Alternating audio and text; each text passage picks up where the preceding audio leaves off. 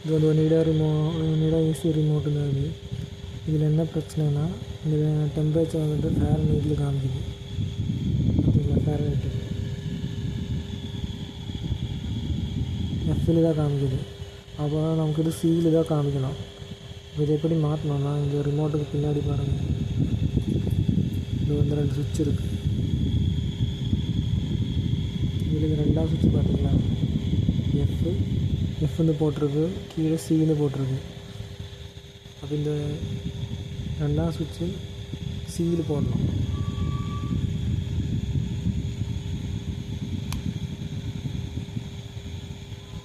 இந்த சிவில் போட்டு 2ஆவது சுவிட்சு சிவில் போடணும். சிவில் போட்டால் தான் சென்டிகிரேடு வரும், எஃப்இல் போட்டால் ஃபேரன்ஹீட் வரும். அப்போ சிவில் போட்டதுக்கப்புறமா இந்த ரிமோட்டு பேட்ரி ரிமூவ் பண்ணணும். பேட்ரி ரிமூவ் பண்ணாலும் இந்த ரிமோட் ஆனில் இருக்கும்.